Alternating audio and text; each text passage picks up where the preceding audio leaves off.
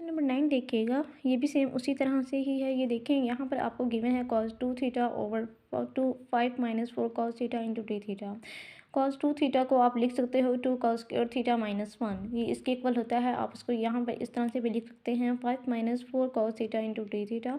cos square theta, आप देखें cos theta की जगह पर आप वैल्यू पुट कर देंगे 1/2 G plus G raise to power minus 1, मैंने डायरेक्टली कर दिया है। आप स्टेप बाय स्टेप करें, यहाँ पर स्क्वायर आ जाएगा -1, 5 माइनस 4 cos थीटा की जगह आपके पास वैल्यू है G 1/2 G plus G raise to power minus 1। जहाँ पर भी मैंने इसको डायरेक्टली लिख दिया है, आप इसको स्टेप बाय स्टेप कर सकते हैं।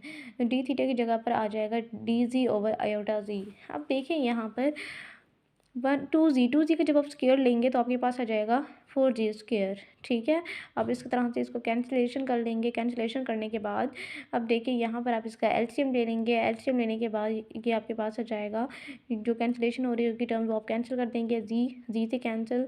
अब देखिए 1/आयोटा, आयोटा आपका कॉन्स्टेंट है, आप इंटीग्रल से इसको बाहर करते हैं। अब देखिए यहाँ पर आ जाएगा जी, जब आप स्क्वायर ओपन करेंगे G raise to power 4 plus 2 G square plus 1 and minus 2 G square as it is रहेगा। यहाँ पर देखिएगा जी स्क्वायर यहाँ पर आ जाएगा 5 जी माइनस 2 जी स्क्वायर माइनस 2। अब देखिए यहाँ पर 2 कैसे आया, 2 कैसे आएगा, जहाँ से जब आप 2 कॉमन ले लेंगे तो आपके पास आ जाएगा 5, यहाँ पर आ जाएगा, यहाँ पर आ जाएगा -2 जी स्क्वायर माइनस 2। ठीक हो गया, यहाँ पर ये 2 इस वजह से आया है। अब देखिए -2 G square plus 2 G square से कैंसिल, तो आपके पास आ जाएगा 1/आयोटा contour integral G raise to power 4 plus 1 2 G square and this term. अब यहाँ पर मुझे पॉजिटिव जी स्क्वायर चाहिए, तो मैं क्या करूँगी, यहाँ पर माइनस कॉमन ले लूँगी। माइनस कॉमन लेने के बाद G raise to power 4 plus 1 over 2 G square minus 5 G plus 2। अब यहाँ से देखिएगा, यहाँ पर जब 2 आप यहाँ से जब 2 हम बाहर ले लेंगे, इसको हम इस तरह से भी लिख सकते हैं आयोटा ओवर 2। ये 2 कांस्टेंट है तो हम इसको इस तरह से लिख सकते हैं इंटीग्रल से बाहर, तो आप ये आ जाएगा जी square 2 G square minus 5 G plus 2। ये हमारी सिंप्लीफिकेशन कंप्लीट हो गई। अब सेकंड स्टेप हमारे पास है जी की वैल्यूज़ निकालना। क्या करेंगे, डिनोमिनेटर वाली टर्म को हम जीरो के इक्वल रखेंगे। जीरो के इक्वल रखने के बाद यहाँ पर मुझे जी स्क्वायर चाहिए, तो मैं यहाँ से 2 कॉमन ले लूँगी। 2 कॉमन लेने के बाद -5/2 जी प्लस 1, 2 उधर जाके 0 हो जाएगा। यहाँ से क्वाड्रेटिक फार्मूला की हेल्प से आपके पास जी की 2 वैल्यूज़ आ जाएंगी। यहाँ पर जी1 इज इक्वल टू 1/2, जी2 इज इक्वल टू 2 एंड जी3 इज इक्वल टू 0। जी3 इज इक्वल टू 0 कैसे आएगा, हमारे पास जी की 3 वैल्यूज आएंगी, क्योंकि जी इज इक्वल टू 0 भी हम लिखेंगे और जी टर्म इज इक्वल टू 0 भी लिखेंगे। ठीक है, अब यहाँ पर ये हमारे पास सिंपल पूल हैं, तो हम बता देंगे कौन कौन सी जी की वैल्यू हमारे पास सिंपल पूल हैं और कौन सी वैल्यू ऐसी है जिसका ऑर्डर हमारे पास 2 है। अब देखिए जी इज इक्वल टू 0, इसका ऑर्डर हमारे पास 2 है, तो हम लिख देंगे F has simple pole at D is equal to 1/2 and D is equal to 2। ये हमारे पास सिंपल पूल है, तो हम इसको इस तरह से लिखेंगे। और जो हमारे पास पूल ऑफ ऑर्डर 2 है वो हमारे पास है डी इज इक्वल टू 0, ये वो पॉइंट है जिसका ऑर्डर हमारे पास 2 है। अब थर्ड स्टेप हम देखेंगे कि हमारे पास जी की कौन सी वैल्यूज़ हैं जो यूनिट सर्कल के अंदर लाई कर रही हैं।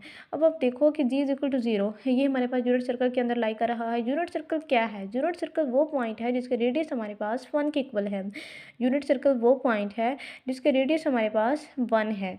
अब देखें G is equal to 0 unit circle के अंदर लाई कर रहा है, जी इज इक्वल टू 1/2, इसको आप डेसिमल में लेके जाओ तो आपके पास आ जाएगा 0.5, ये भी आपके पास यूनिट सर्कल के अंदर ही लाई कर रहा है।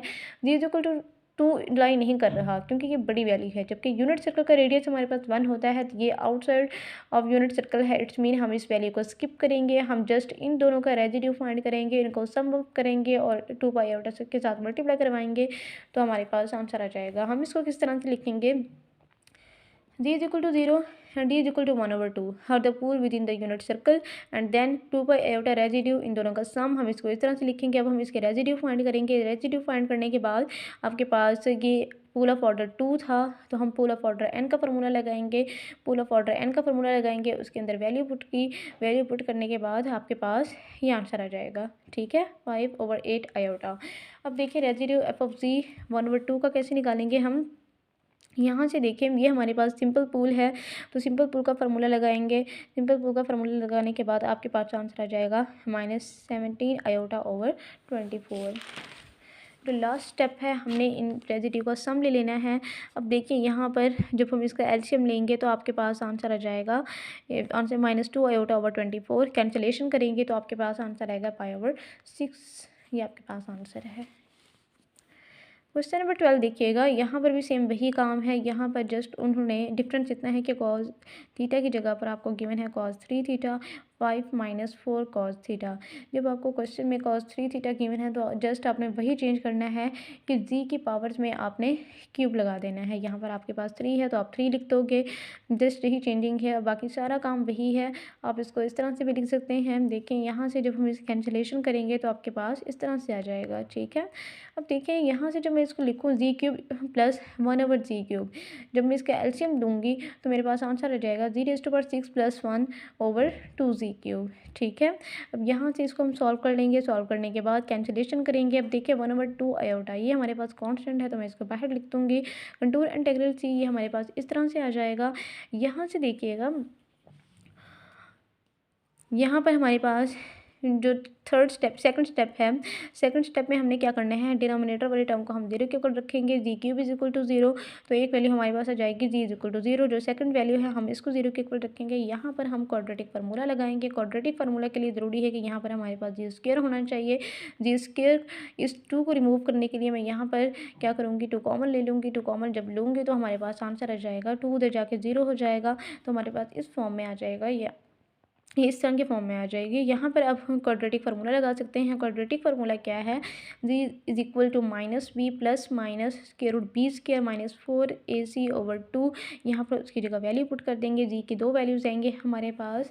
जो थर्ड स्टेप है, हमने देखना है कि कौन सी वैल्यूज़ ऐसी हैं जी की जो यूनिट सर्कल के अंदर लाई कर रही हैं। अब हम देखेंगे कि हमारे पास जी3 और जी2 = 1/2। यूनिट सर्कल क्या है, यूनिट सर्कल वो पॉइंट है जिसका रेडियस हमारे पास 1 होता है।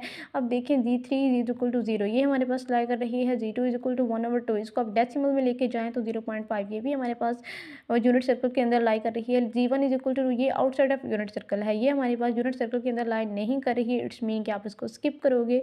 जस्ट ये 2 वैल्यूज़ हमारे पास यूनिट सर्कल के अंदर लाई कर रही हैं। इट्स मीन कि हम इन दोनों का रेजिड्यू निकालेंगे, इन दोनों के रेजिड्यू का सम अप करेंगे तो आपके पास आंसर आ जाएगा।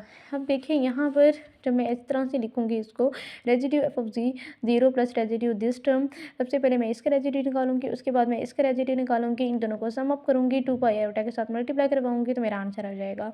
यहाँ से देखिएगा, रेजिड्यू f(g) 0, ये हमारे पास पूल ऑफ ऑर्डर क्यूब था, तो हम क्या करेंगे, पूल ऑफ ऑर्डर n का फार्मूला लगाएंगे। पूल ऑफ ऑर्डर n का फार्मूला लगाएंगे, यहाँ पर उसकी वैल्यूज़ पुट करेंगे। क्वोशंट रूल अप्लाई होगा, बड़े ध्यान से क्वोशंट रूल लगाइएगा। यहाँ पर बड़े ध्यान से, आपसे मिस्टेक भी हो सकती है, इसको बड़े ध्यान से कीजिएगा।